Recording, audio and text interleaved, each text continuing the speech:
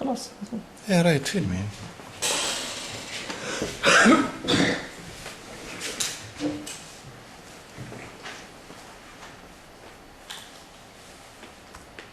Assalamu alaikum. Donc nous démarrons une série de conférences consacrées à la mécanique des sols, consacrées surtout aux parties les plus importantes de la résistance au cisaillement des sols. Et j'insisterai plus particulièrement sur les points non approfondis au cours de la formation et non très peu utilisés dans la pratique professionnelle que vous avez eue. Dans la série d'exposés que j'ai prévu de faire, il y a des parties que vous maîtrisez très bien, mais que je suis obligé de rappeler, mais sur lesquelles je vais passer rapidement.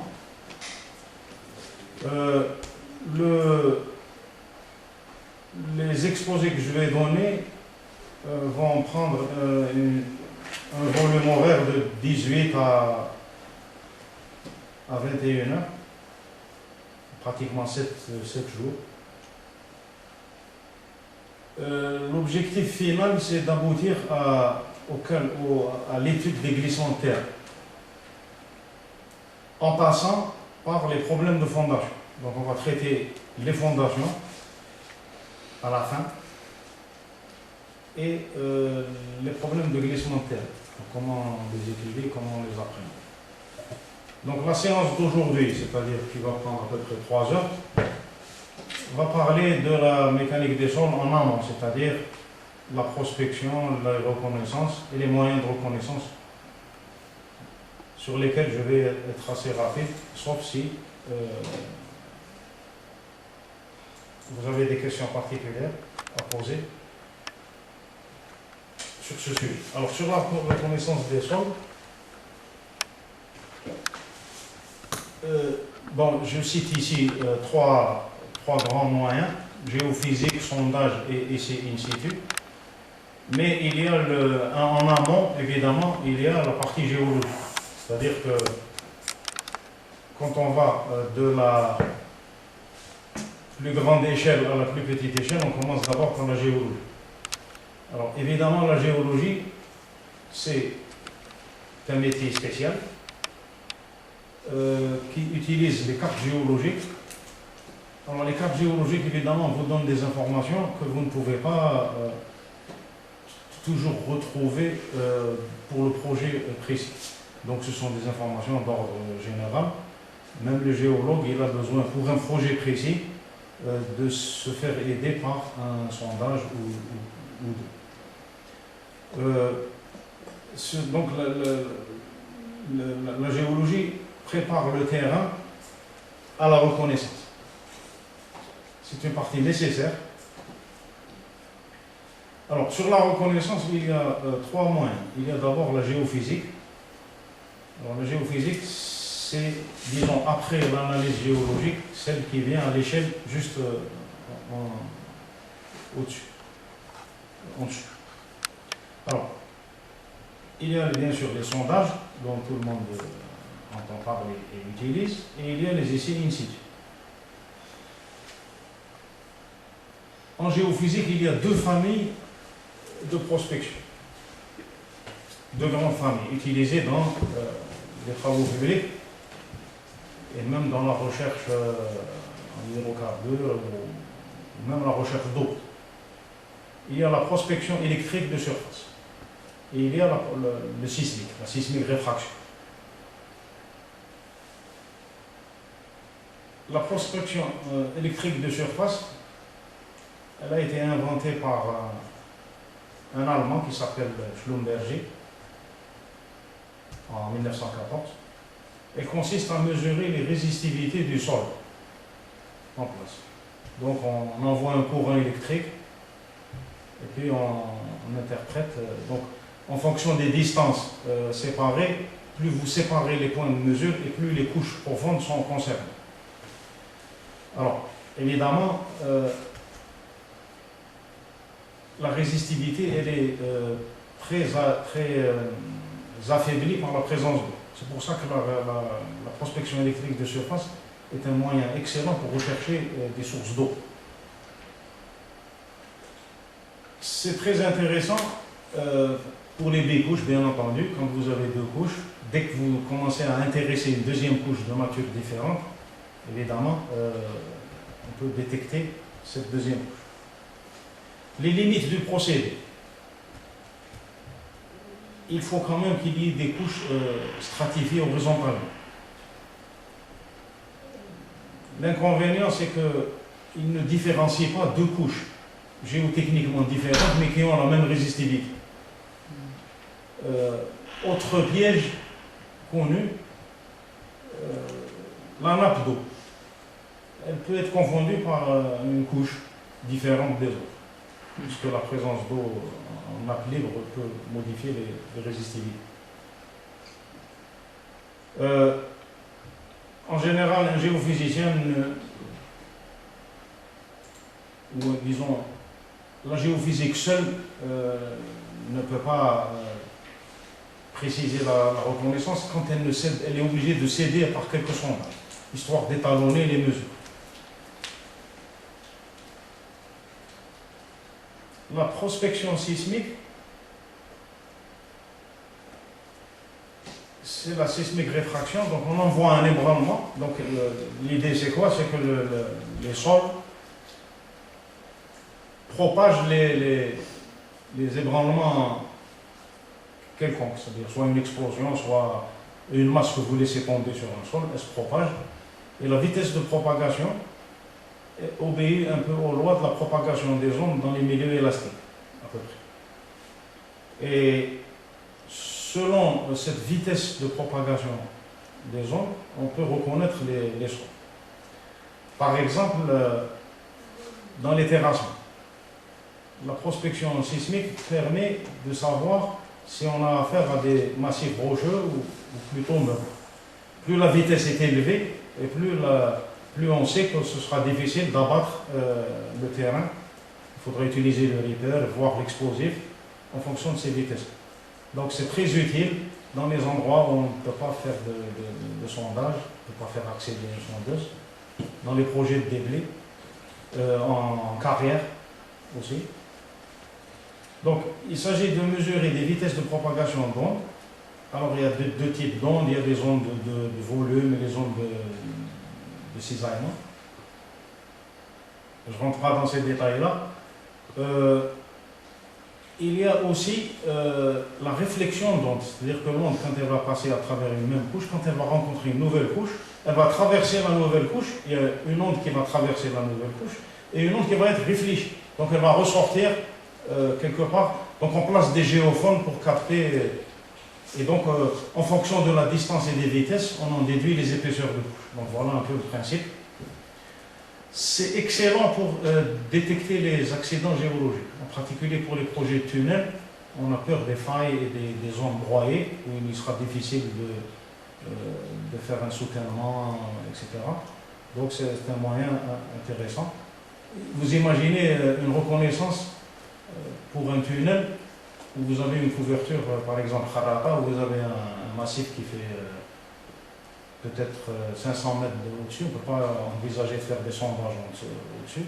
Si le tunnel fait un linéaire important, comment vous allez reconnaître dans les profondeurs?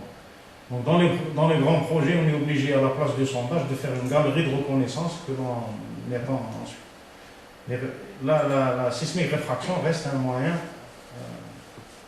ramené au coût très intéressant de reconnaissance. La sismique réfraction est intéressante aussi lorsque vous avez des couches en pendage, c'est-à-dire inclinées. Donc il peut donner des renseignements utiles sur le pendage, ce que l'électrique ne peut pas faire. Et bien sûr, informe sur la répabilité des formations en fonction des vitesses. Donc plus la vitesse est importante, plus on aura affaire à des massifs très durs.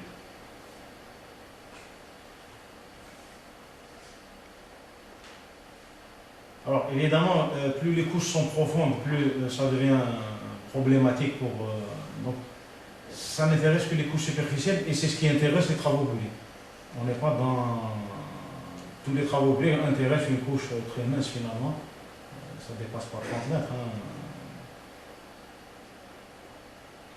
Alors, maintenant les moyens de sondage.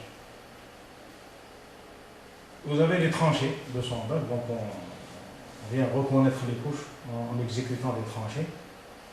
Bon, les profondeurs ne doivent pas dépasser 4 mètres pour des raisons de stabilité, sinon il faut blinder, etc. Donc ça peut devenir...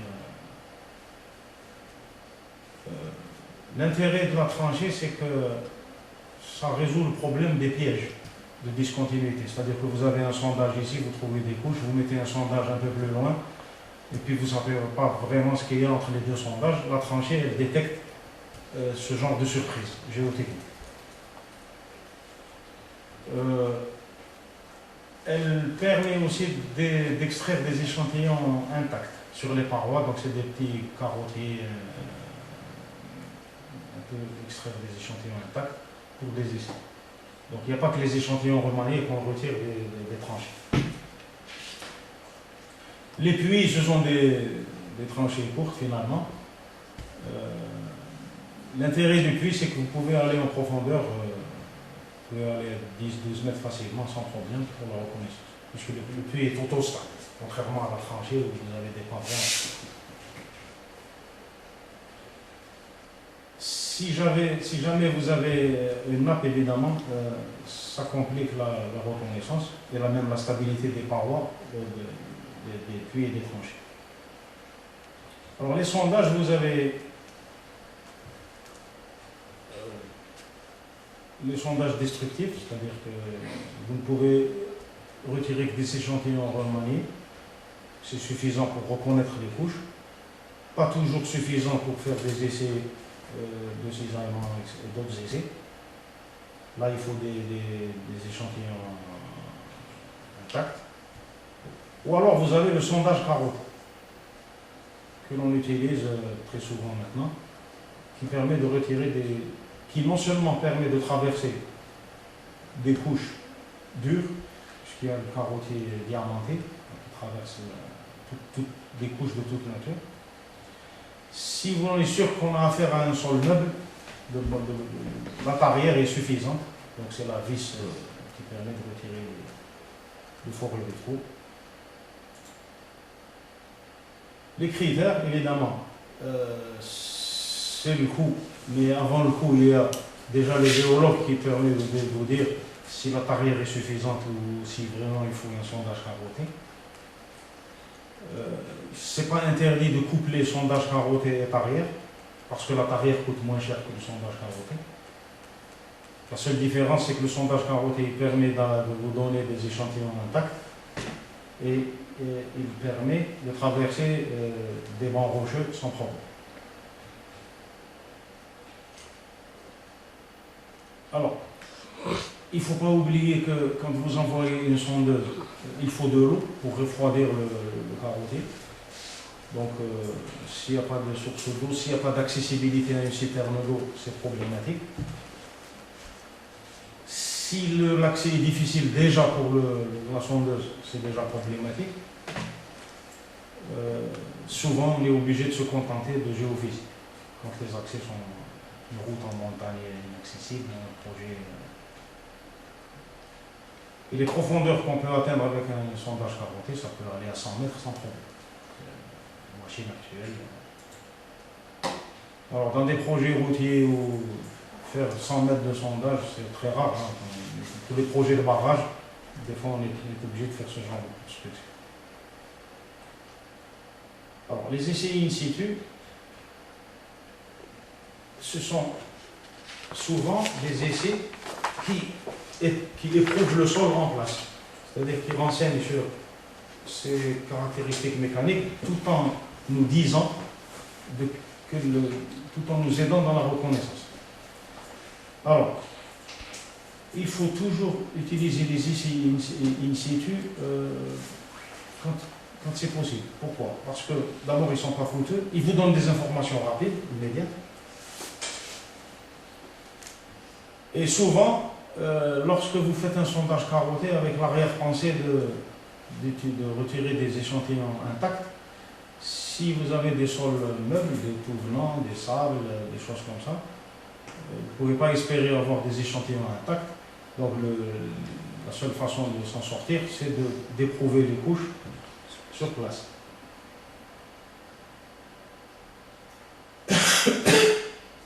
Alors voici la liste des matériels d'essai in situ. Il y a le sismomètre, le pénétromètre dynamique, le pénétromètre statique, le pressiomètre, le piézomètre et le tassomètre. Alors, le sismomètre a été inventé en Suède. C'est pas étonnant parce que là-bas il y a beaucoup de vases, beaucoup de sols de cohésion très faible. Il permet de déterminer la cohésion non drainée in situ rapidement en fonction de la profondeur. Qu'est-ce que c'est? C'est un système muni de double palette, comme vous voyez ici, qui est enfoncé dans le sol. Donc on enfonce et puis on applique une rotation, donc on applique un couple de rotation qui va faire tourner ce cylindre de sol qui est emprisonné dans les palettes. Donc la résistance, elle intervient par cisaillement sur les bords du sol cylindrique. Donc un calcul simple permet de relier le couple que vous appliquez. Donc vous relevez en fonction de la rotation le couple. La rupture, c'est lorsque vous atteignez le max.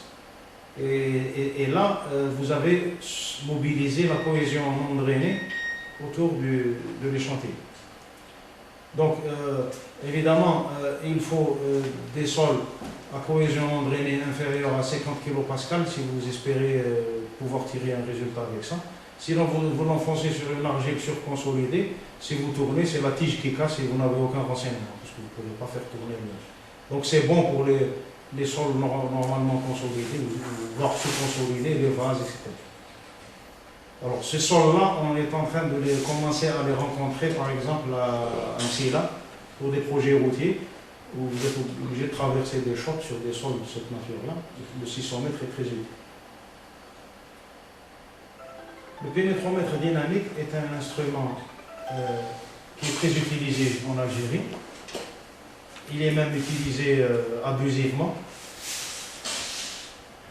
Qu'est-ce que ça c'est? C'est un système de tige que l'on enfonce dans le sol par battage dynamique. C'est-à-dire qu'on lâche une masse d'une certaine hauteur, normalisée, puis on compte le nombre de coups pour obtenir un enfoncement de 10 cm. Et là, on trace donc un diagramme qui donne les résistances en fonction de. Alors, c'est un outil de reconnaissance, c'est-à-dire que c'est un outil de géologue. Comment le géologue l'exploite? Il l'étalonne devant un sondage carotté ou devant un puits, parce qu'il est aveugle, il vous donne simplement des résistances. Ensuite, il le multiplie un peu partout pour voir si on a affaire à des sols homogènes, si l'information donnée par le sondage est extrapolable ou non. Donc, alors, malgré l'existence d'une formule qui vous donne, en fonction de la résistance, par la formule des Hollandais, etc., qui vous donne le moyen de dimensionner des semelles, ce n'est pas un moyen efficace.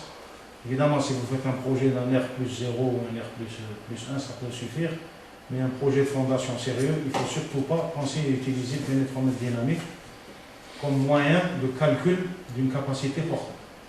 Alors, il sert à quoi en dehors de la reconnaissance? C'est un excellent instrument pour renseigner sur le battage des pales blanches, pour savoir quels sont les refus et quels horizons on peut les obtenir.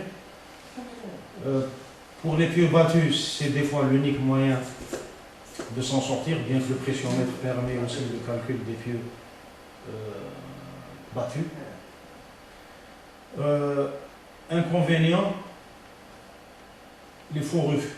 C'est-à-dire qu'il suffit qu'il tombe sur un caillou pour que vous ayez un refus, alors qu'en réalité, ça s'appelle un faux refus. C'est un caillou qui s'oppose à l'enfoncement de la tige et pas tellement une couche. Donc il faut que géologiquement, on sache à l'avance si oui ou non on a affaire à un sol qui risque de rencontrer des faux refus. Le pénétromètre statique est un instrument qui est beaucoup plus sérieux. C'est un enfoncement statique, c'est-à-dire qu'on met une charge et puis on enfonce la tige dans le sol. Il est enfoncé à une vitesse très lente, 3 mm par seconde, et il permet de mesurer l'effort de pointe et l'effort total. Donc par différence, vous avez l'effort au frottement. Donc c'est l'idéal pour dimensionner des puits. Inconvénient, il est aveugle comme le pénétromètre dynamique, donc ce n'est pas vraiment un outil de reconnaissance, sauf si on l'étalonne sur un sondage. Il est sujet au faux refus, comme le pénétromètre dynamique, mais il est très sérieux comme moyen de calcul de portance des puits. Il ne permet pas de dimensionner des fondations superficielles.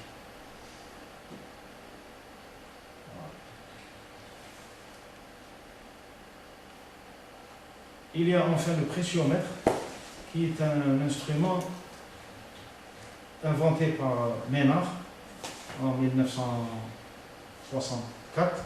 En réalité, les premiers prototypes sont sortis dans la fin des années 50, mais c'est devenu un instrument sérieux à partir des années 60-64. Maintenant, il a une notoriété mondiale, c'est-à-dire qu'il y a eu tellement de cas étudiés où maintenant on maîtrise très très bien les problèmes de fondation avec les pressions. Il vous donne un résultat rapide. Il est en même temps sondage puisqu'il faut d'abord forer le trou avec une tarière, c'est-à-dire que vous faites une reconnaissance préalable et puis vous faites les essais. Alors les essais consistent à solliciter le sol de façon radiale au moyen de cette capsule qui est gonflée. Bon, les deux capsules en haut et en bas sont là pour ne pas perturber la mesure. Donc c'est des cellules de Garthe comme on les appelle. Et il vous donne, en fonction des pressions limites mesurées, des renseignements pour calculer des fondations, etc. Il permet de calculer les tassements, mais attention, les tassements que calcule le pressiomètre, ce sont des tassements élastiques immédiats, c'est-à-dire que quand vous construisez vous les avez tout de suite. Il ne permet pas de calculer les tassements de consolidation qui sont des tassements de long terme, que seul l'odomètre permet de calculer. Il faut dire aussi une chose, c'est que l'utilisation du pressiomètre demande quand même une formation sérieuse pour l'opérateur, qualité du trou, etc. Il faut savoir une chose, c'est que le pressiomètre n'est jamais optimiste. Je m'explique. Si vous forez un trou qui est plus grand que nécessaire, comme la rupture, c'est-à-dire la pression limite, la pression limite, c'est la pression de rupture du sol. Elle est déclarée lorsque le volume injecté dans la cellule du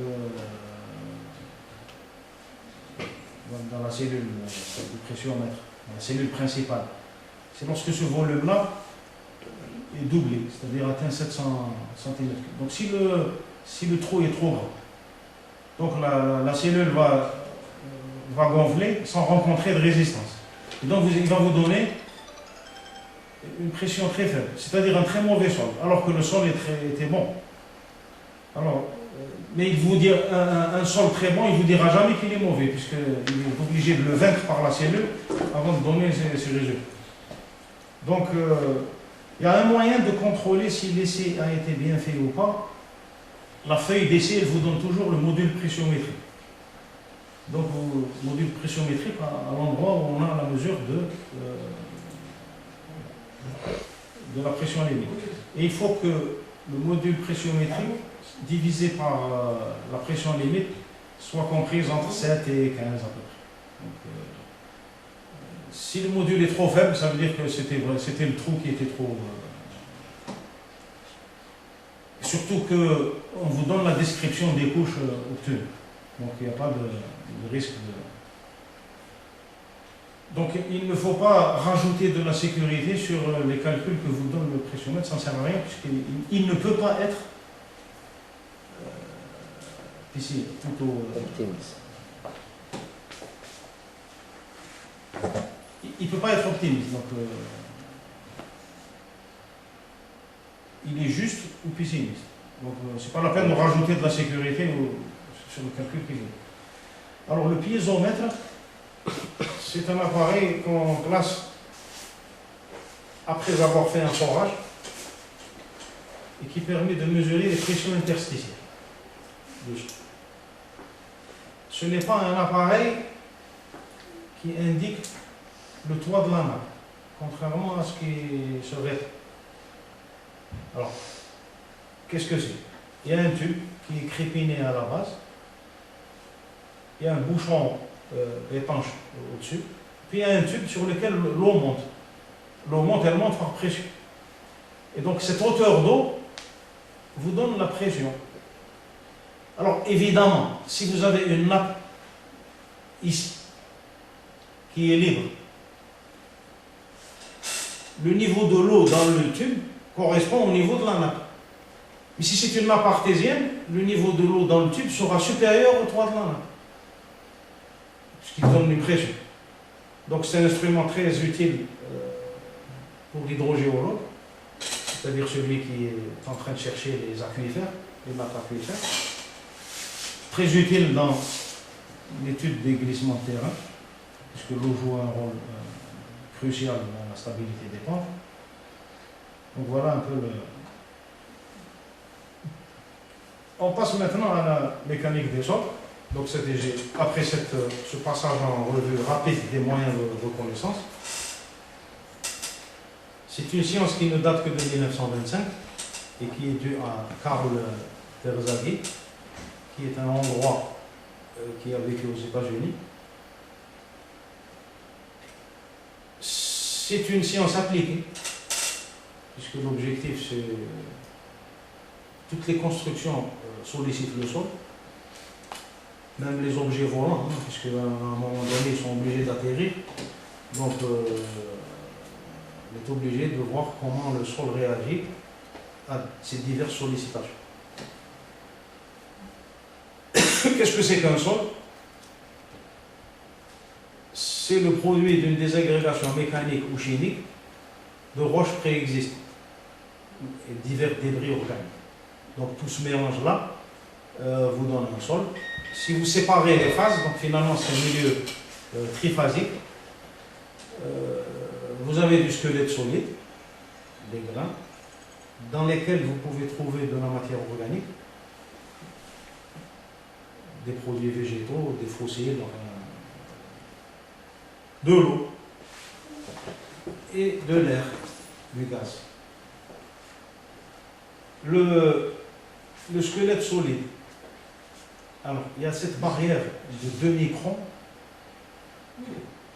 qui est importante. Pourquoi? Parce qu'elle sépare les éléments meubles du sol provenant d'une attaque chimique. Donc pour tous les éléments inférieurs à 2 microns, ça résulte d'attaque chimique. Au-delà, ça peut être mécanique. Donc 2 microns, il faut retenir que c'est la taille en dessous de laquelle on a les argiles. Donc c'est elle qui limite le...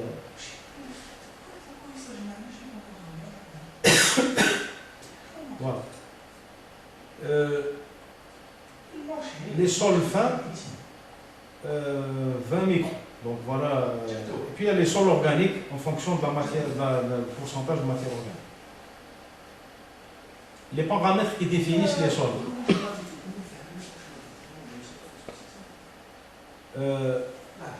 Pour la définition des sols, donc on sépare les 3 phases. Vous avez les solides. Alors à droite ici, vous avez les volumes respectifs. Volume des grains solides, volume d'eau, volume d'air. La somme des volumes d'air et volume d'eau, c'est le volume des vides. Volume total, c'est V. Quand on va au poids, les solides ont un certain poids WS, l'eau WW, et puis l'air n'a pas de poids, on considère qu'il n'a pas de poids. Voilà le poids de l'échantillon de sol, c'est WS, V égale.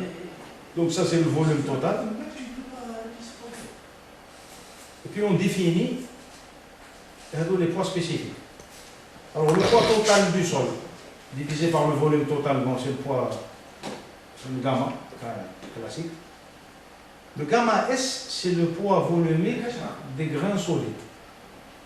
Donc c'est WS, c'est le poids des grains solides, divisé par le volume des grains solides. Gamma D, il est très important pour le compactage.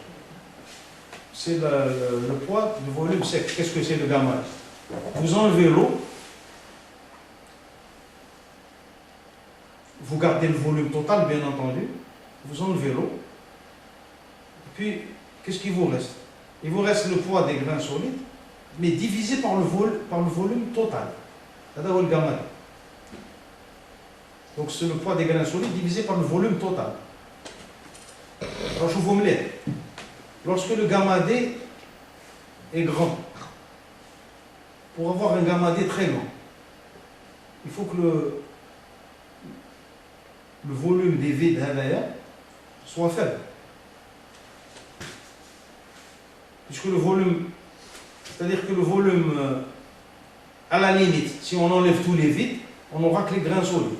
Autrement dit, gamma D, si vous enlevez tous les vides, et vous ramassez tous les grains solides, il n'y a pas de vide du tout, le gamma D c'est le gamma S. Hein. Maintenant, si vous laissez l'échantillon tel qu'il est, vous enlevez seulement l'eau, vous le pesez, et vous divisez par le volume total, c'est-à-dire vide compris, vous avez le gamma D. Donc quand vous faites du compactage, vous avez intérêt à avoir le gamma D maximum, puisqu'il vous garantit les vides minimums. C'est les vides minimums qu'on peut obtenir. Gamma W, c'est le poids volumique de l'eau.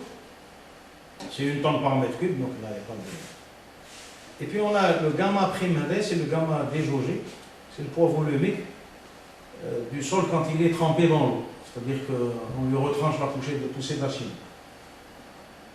Donc voilà les poids spécifiques. Et puis à partir de ces poids spécifiques, on définit des paramètres sans dimension. Le oulani, c'est la teneur en eau. La teneur en eau, je vous mets au général. C'est le poids d'eau divisé par le poids des grains solides, mais pas par le poids total de l'échantillon. Donc c'est le poids de cette eau-là, divisé par le poids des grains solides. Donc vous voyez bien qu'il peut très bien dépasser 100%. Les vases ont une teneur en eau de 300%, facilement. Donc c'est un paramètre qui peut dépasser 100%. C'est la teneur en eau. L'indice des vides, E, c'est le volume des vides divisé par le volume des grains solides. Volume des vides, divisé par le volume des grains solides. Il peut dépasser 1. Il peut dépasser 1. L'indice des vides. Par contre, la porosité, qui est le volume des vides, divisé par le volume total, c'est-à-dire qu'elle est toujours inférieure à 1. Et le degré de saturation, c'est le volume d'eau divisé par le volume des vides. Volume d'eau divisé par le volume des vides. Un degré de saturation égal à 100%, c'est lorsqu'il est saturé, c'est-à-dire qu'il n'y a pas d'air, il y a de l'eau partout. Il ne peut pas dépasser 1. Enfin, il ne peut pas dépasser 100%. Et donc, on a défini 5 poids volumiques et 4 paramètres sans dimension. Au total, ça fait 9. Ah, voilà. 9 paramètres. il y a des relations entre ces paramètres. Il y a 5. Gamma prime, c'est sa définition elle-même, ce qui est déjà défini par rapport à des paramètres déjà définis. La porosité, c'est l'indice des vides sur 1 plus 2. Elle est toujours inférieure à 1.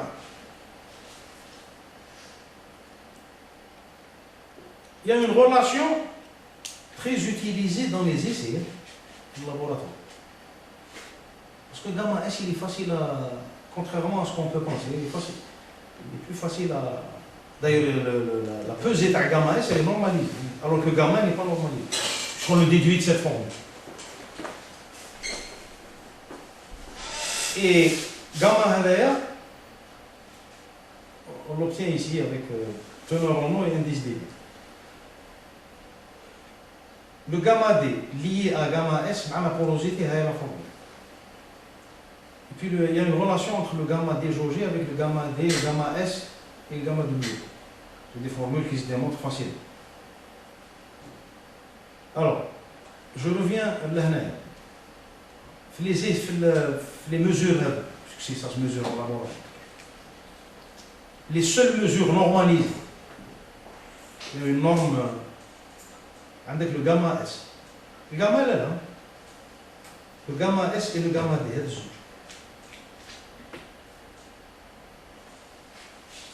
Teneur en gamma S, gamma D, teneur en c'est normalisé. Il y a un autre essai, il concerne les indices des vides, mais ça les sables. C'est l'indice de compacité des sables. Parce qu'ils prennent un sable, si vous prenez un sable, vous le déversez sur le table. Il est complètement aéré.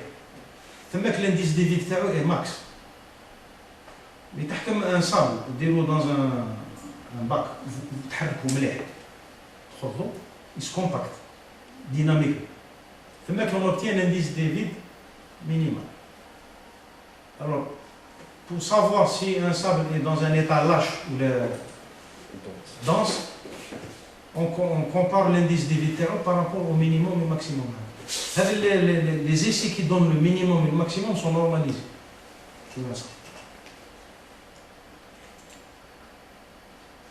Il y a donc 9 paramètres, 5 équations. Les paramètres indépendants. Alors, ça veut dire qu'il y a 9 paramètres, mais comme il y a 5 relations bénéfiques, il vous faut 4 essais. Il faut connaître 4 pour les 5 autres. Les 5 relations. Il manque 4. Bon, gamma W, ما كانش اللي ما يعرفوش c'est 1 tonne par mètre. Ça fait moins. تهنينا منه.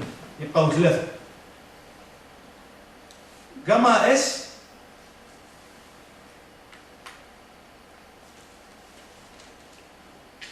à part les sols organiques, il est toujours compris entre 2,6 et 2,8 tonnes par mètre. Donc c'est la nature minérale des choses. Dans les problèmes sérieux, on le mesure quand même. Donc il y a le gamma S, il ne reste finalement que 2 paramètres indépendants. Donc, il est à le gamma S. Il suffit de mesurer W et E pour avoir tout le reste. Ça veut dire que si vous connaissez un des autres, c'est pas la peine d'avoir les deux. Donc, voilà un peu le... Alors, la teneur en eau, comment on la mesure? C'est le poids de l'eau divisé par le poids des grains d'eau. Il y a l'échantillon, et vous avez caméra intact évidemment, parce que sinon, entre le temps, il s'est évaporé. D'ailleurs, quand on cherche les teneurs en eau en place qui déroulent un puits, vous pouvez prendre un échantillon remanié, déroule dans un sachet, le même erreur. On le déroule uniquement pour mesurer la teneur en eau. Donc on pèse l'échantillon mouillé, qui m'a la teneur, on a un poids. Ensuite, le même échantillon, on le passe à l'étude. 105 degrés. Toute l'eau on le pèse. On pèse ce qui reste. La différence nous donne le poids d'eau. Et le poids qu'on vient de peser, c'est quoi? Neige. C'est le poids des grains solides. Donc, poids d'eau divisé par le poids d'eau. On a tout de suite la teneur. Donc, l'essai nous donne la teneur. L'indice des vides, il est plus compliqué à mesurer. L'indice des vides, vous êtes obligé de mesurer le volume global.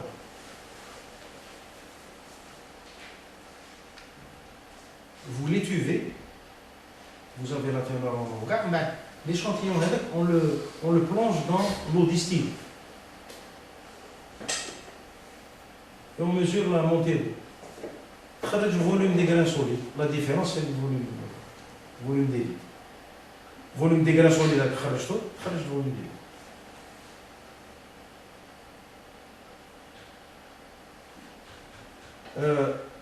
Il y a une chose qu'il ne faut jamais oublier. Si vous devez tout oublier de la mécanique des sols, c'est la distinction entre les sols grenus et les sols fins. Sol grenu, ça veut dire sable, gravier, etc. Sol fin, argile, limon,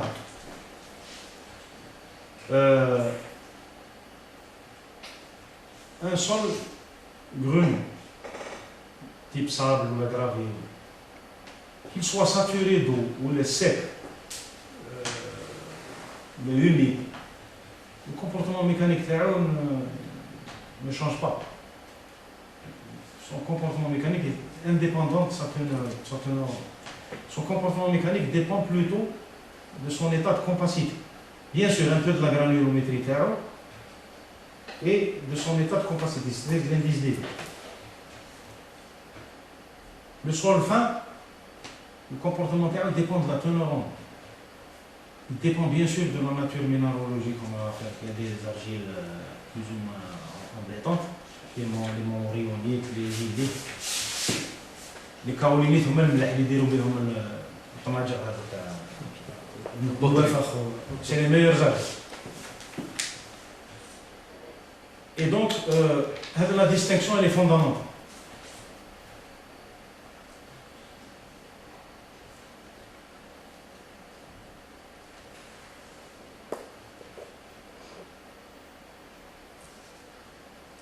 L'identification. On a fait l'identification.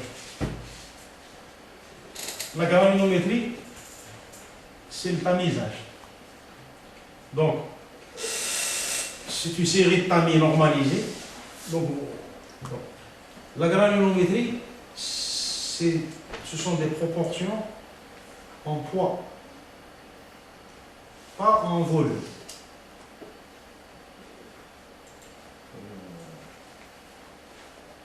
Il y a un exercice piège qu'on donne aux étudiants qui courent à la granulométrie.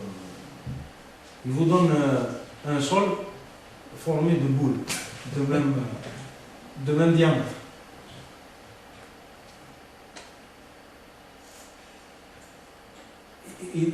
Ou là, un mélange de deux types de boules. Une boule de rayon R et une boule de rayon 2R. Alors, je fais. Donc la courbe granulo avec 2 points. Il dit les proportions. Donc il y a 2 proportions. Comme c'est des proportions en poids, le piège c'est d'oublier que la boule de rayon R par rapport au poids à la boule de rayon 2R, il trouve le cube du rayon. Donc si le rayon est double, mais le volume c'est 8 fois. Si vous multipliez le rayon par 2, vous multipliez le volume par 8. Donc si le volume est multiplié par 8, le poids est multiplié par 8. Et donc la granulométrie, c'est une affaire de poids. Donc avec le refus au tamis ou au zno, il est pesé. Donc c'est une série de tamis. Le tamis les plus fins, c'est 80.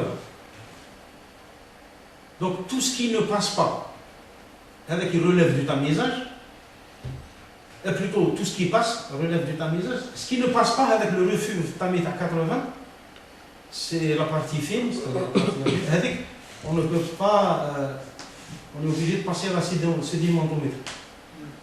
Donc la proportion en éléments de 80 microns détecte ce qu'il faut faire la sédimentométrie. Alors le tamisage, le refus, ben, c'est le poids du refus, c'est-à-dire ce qui ne passe pas, divisé par le poids total initial. Donc vous avez des courbes granulométriques, donc toute la répartition que vous avez. Je passe sur les caractéristiques des courbes. La granulométrie étalée, une courbe granulométrique étalée, c'est une courbe où on a pratiquement de tous les diamètres. Continue et étalée, donc on a pratiquement tous les diamètres. C'est les meilleures courbes granulométriques en matière de compacité, par exemple pour les bétons ou là, pour ne pas avoir des bétons pauvres.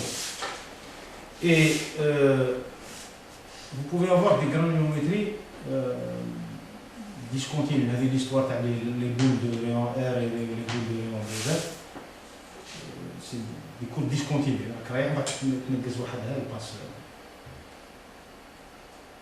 Voilà. Ça, c'est donc les histoires de tamisage. Je passe dessus. Maintenant, c'est où la limite 2 microns, il y a les argiles. Mais que la sédimentométrie concerne le 80 microns. Qui est une limite importante. Je vous le guide des terrassements routiers. Pourcentage inférieur à 80 microns. Il est classé au sol. La sédimentométrie, on utilise un résultat de mécanique des fluides qui est dû à Stokes. Vous lâchez une boule dans un fluide au repos. La vitesse, donc la vitesse limite elle est proportionnelle au carré du diamètre et la viscosité du fluide. Évidemment, si vous lâchez une boule dans de l'eau ou là dans l'air, ou là dans du miel, évidemment les vitesses ne vont pas être les mêmes. Donc le coefficient de viscosité derrière est interne. Et donc on utilise cette propriété-là, puisque la fraction inférieure à 80 microns, on la floccule dans un récipient. Les particules les plus gros diamètre tombent plus vite puisqu'elles ont une vitesse plus grande. Et donc c'est comme ça qu'on détecte la part sédimentométrique. Il y a des coefficients classiques utilisés pour l'uniformité, etc. D60, c'est quoi? C'est le diamètre.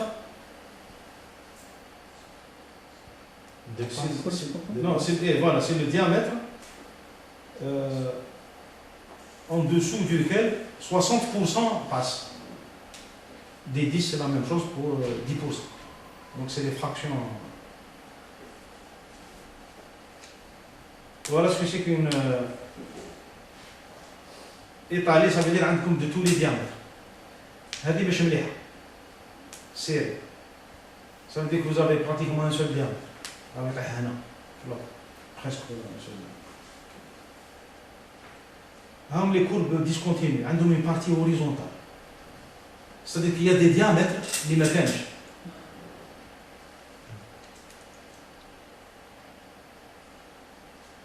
Alors, teneur en eau, c'est les mesures des paramètres teneur en eau, gamma S. Ce n'est pas un hasard s'ils sont normalisés, les mesures TAM. Et l'indice des vides, on peut le calculer d'année, mais on est obligé d'avoir le volume total. Le volume total, c'est une affaire délicate à déterminer. Donc je répète, et je ne le répéterai pas assez, la distinction entre sol grenu et sol fin. Teneur en eau et structure. Pour les sols grenus, c'est l'état de compacité et un peu la granule.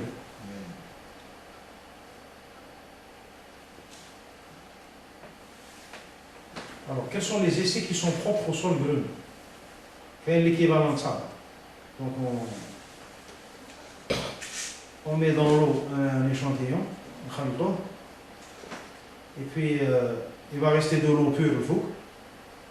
Le sable va et puis une partie, il y a une flocculation qui obéit à la sédimentométrie. Et donc l'équivalent de sable, c'est on mesure H1 divisé par la hauteur totale. Alors un équivalent de sable de 100, ça veut dire que c'est un sable pur, il n'y a rien à fermer, il n'y a pas de tête, il n'y a pas d'élément.